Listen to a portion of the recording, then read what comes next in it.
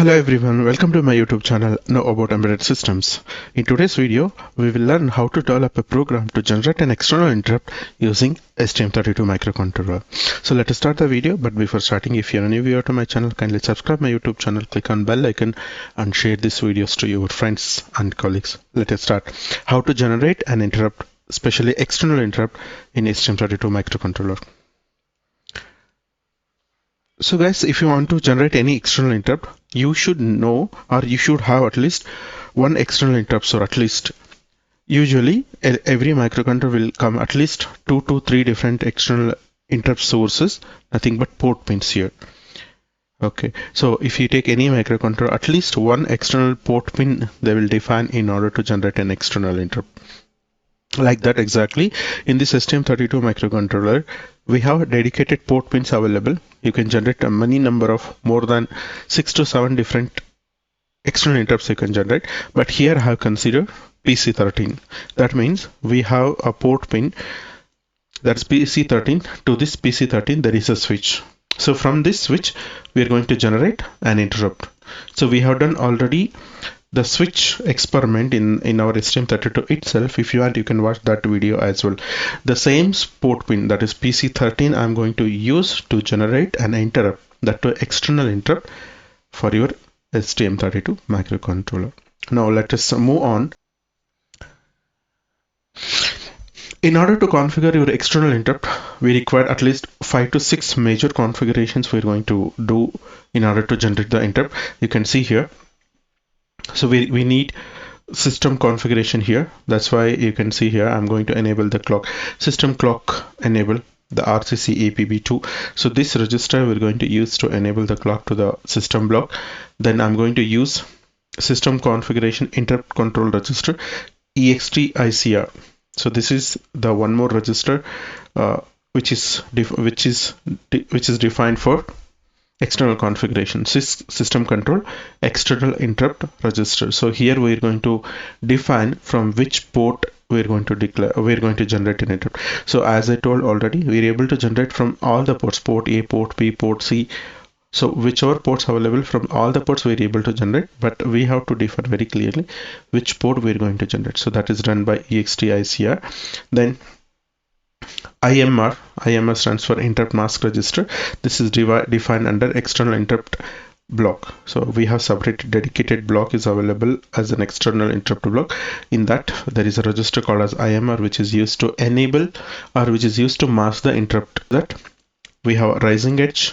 You can generate interrupt, especially external interrupt, on a rising edge, and also you can generate interrupt on falling edge. So both way it is possible. For rising edge there is a dedicated register, that is EXTI RTSR rising trigger selection register. Similar to that we have falling trigger selection, and then we have pending register, external interrupt pending register. So these many registers we have to configure in order to generate external interrupt. Okay, I hope you are clear with the at least basic definitions of the registers. Now I will go back to the coding and we will see how can we do that. Yeah, so I have already declared a function here. The basic body of the function I have defined here. Now we will do one by one configuration. So you should know, guys, I'm going to generate interrupt from PC13. That is the one important thing you should know, that is PC13. So in order to use a PC13, the first and foremost thing is I need to enable the clock to the port C. That's what you are seeing here. So we have totally 3 parts. Complete configuration is divided into 3 parts. This is the first part under GPIO section, and then we have second section, that is a interrupt block configuration, and finally the third one is NVIC configuration. So there are totally 3 major parts, or 3 major configurations we have to do in order to generate an external interrupt. Okay, so we will write one by one. The first is GPIO, next one is interrupt configuration, external interrupt configuration, third one is NVIC configuration. Okay, so now let us move on to the first part. I need to PC13. So I need to use I need to enable the clock to the PC13. If you want to enable clock to the PC13 or port C, I have to use RCC AHB1ENR. So this is a register we have to use, and then Okay, so this is for port C clock enable, and then I have to configure PC13 as PC13 as a, so I have to configure these bits 26 and 27, 7, 8, 9, 10, 11, 12, 13. So I need to configure bit 26 and 27 as 00 in order to configure your port C as an input port. So go back to code here. So I just define your port number, port name. So GPIO C register called as mode R. Here I need to configure your port C13, PC13 as input port. Now we're done with the first level of configuration. We have enabled the clock and we have made port C as an input port. Now first part is done. Now I need to go for second part. So enable clock to the system block. So if you want to enable the clock to the system block, I need to enable here RCC. Again, I need to go for RCC and APB1ENR. So this is my register here.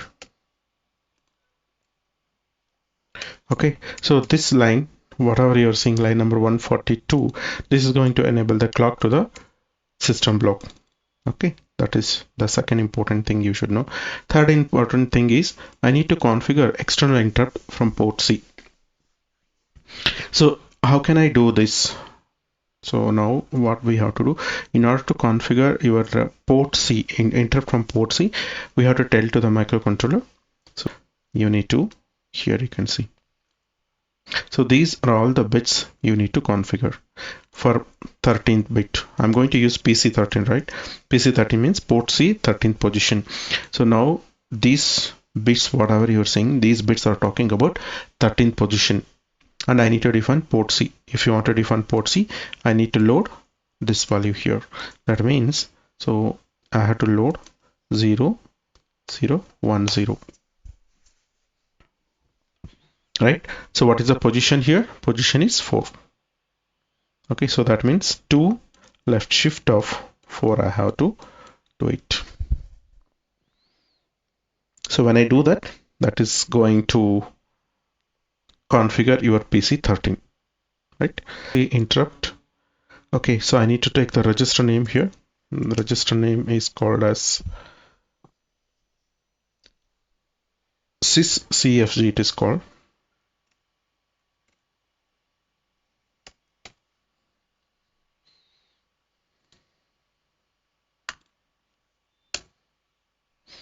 And I have to use 3 here. And bit positions are, so what are the bit positions we have seen? So we have seen the position 4. So this you should know, bit position 4, right? So I'll just load it there. Bit position is 4. Okay, so now what you did, you have configured clock for port system control block, then you have enabled the port C interrupt. Now second step is done. Now I have to define the interrupt port pin number. So how can I do that? So there is a dedicated registers available for this. That is your EXTI. EXTI. So I need to go for IMR, that stands for interrupt mask register. Here just you can load with the value. So which one you want to enable, that you can enable. 1 left shift of 13. That's it. Just you need to enable the pin number, that is 13. PC 13. Okay. Now after this, so we have rising edge and falling edge as well. You can see here there is a definite dedicated register available for that. So you can just use EXTI RT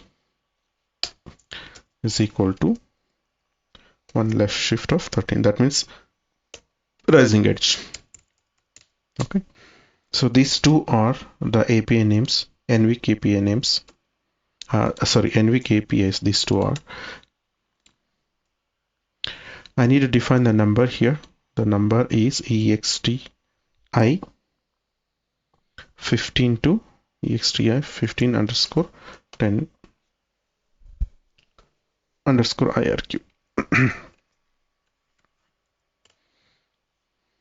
Okay, so this is a number, and then you can define the priority. Okay, so this is the third part, NVIC configuration. So we have done three different configurations. As you know that one is a GPIO configuration, and next one is a system interrupt configuration, and third one is NVIC configuration. So for external interrupt configuration, every microcontroller will have at least these three parts: clock enable, system configurations, and then NVIC side. Right after this, so we have to define the handler part. Handler, I have already defined it here. You can see here, this is my EXTI 15 underscore 10 IRQ handler. This is the handler I have defined, and then I'm defining with one string, and then this is to clear the interrupt. This statement, whatever you're seeing here, this is to clear the interrupt. Clear PC13 interrupt.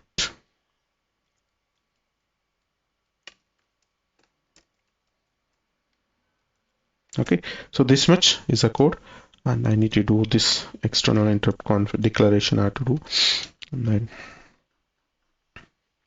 so do the declaration here, and you need to call the function. I'm doing function call here. So now let us check for a build, and then if there is any error, we'll fix it.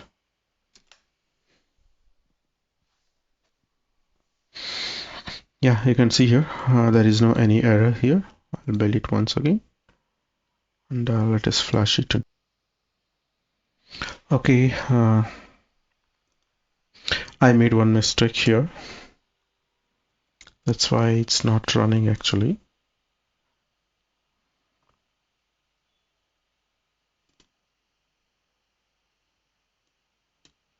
So one small mistake, instead of bit number 14 I'm supposed to enable, so I have enabled bit number 12. So guys, build successfully completed, but there is one small correction required here. So what is that correction I'm highlighting right now? The line number 149. So line number 149, whatever I'm showing, that is I have typed as APB1 ENR. That is not actually the APB1 ENR, that is APB2. Okay, I'll just show APB2. You can see here bit number 14. What is the name of the register? RCC APB2. So we have to go to RCC and APB2, RCC APB2 and bit number 14. So when you do that, it's going to enable the clock for the system. So I have typed as APB1. Because of that, I was not able to get output. Yeah, so now I'll get output. So make sure APB2 ENR we're going to use, and system clock enable, that is bit number 14. This one, whatever you're seeing, this is the bit number 14, right? So now let us build it. So let us build, and I'll flash the code into the microcontroller, and let us see whether we'll be able to get a output or not. So open the terminal, clear it. So this is my hyperterminal. And now you can see the successfully code has been flashed, and I'll use, now you can see I'm actually pressing the switch here in the board. So if I don't press any switch, you can see the output there, and there is no output. I mean, the main program is executing, and when I press the switch here, you can see I have configured as a rising edge here. You can configure your rising edge or a falling edge, any way you can do it. You can see here when I press the switch, I'm able to generate an interrupt. So when I press the switch, I'm able to generate interrupt. Press interrupt. When I press it, I'm able to generate the interrupt. So if I don't press anything, interrupt will not occur. So this is called as an external interrupt. Whenever there is a signal from the external source, either on a rising edge or on a falling edge, you're able to generate an interrupt. So you can see. So I hope this video is an informative video.